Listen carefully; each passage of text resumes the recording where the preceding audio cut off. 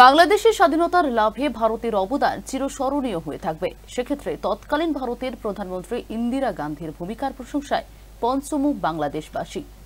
শনিবার শ্রদ্ধার সঙ্গে ঢাকার সাভারে বিজয় দিবস পালন করা হয়।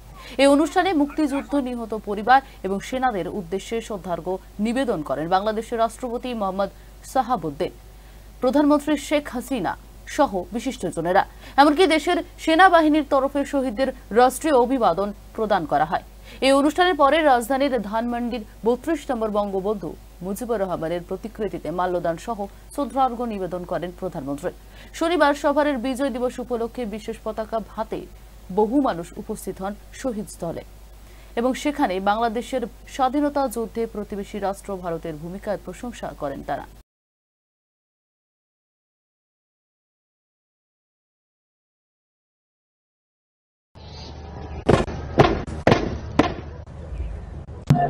আমরা একটা অসম যুদ্ধের মাধ্যমে এই দেশ স্বাধীন করেছিলাম। আমাদের বন্ধু রাষ্ট্র ভারত, বিশেষ করে ইন্দিরা গান্ধী কথা যদি না বলি তাহলে একটু অসম্পূর্ণ থেকে যাবে। এবং আমাদের যে মিত্র শক্তি, মিত্রবাহিনী আমাদের সাথে, আমরা কাঁধে কাঁধ মিলিয়ে যুদ্ধ করে এই দেশ স্বাধীন করেছি।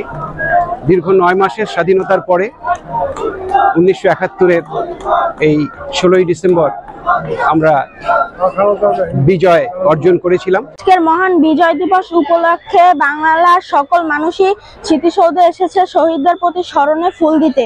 তাই আমিও আমার এই খুশি উদযাপনে শহীদদের প্রতি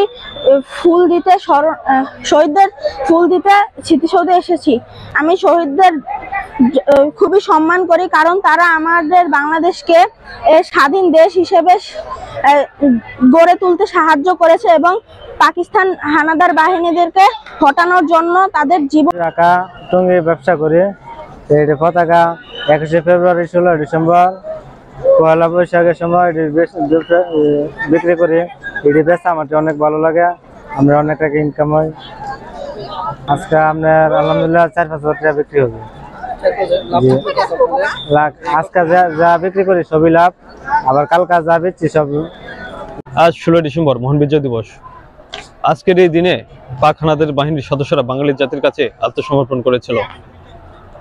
দীর্ঘ ৯ মাস রক্তক্ষয়ী যুদ্ধে যে সকল বীর সেনারা শহীদ হয়েছিল তাদের স্মরণে ঢাকা জেলার সাভার উপজেলার নবীনগরে নির্মাণ করা হয়েছিল দৃষ্টিনন্দন এক স্মৃতিসৌধের। আজকের এই দিনে রাষ্ট্রপতি, প্রধানমন্ত্রী সহ দেশের সর্বস্তরের মানুষ আসে তাদের শ্রদ্ধা ভরে স্মরণ করতে। বাংলাদেশ থেকে শিপাত মোহাম্মদ ফাহিম, এক্সপ্রেস নিউজ।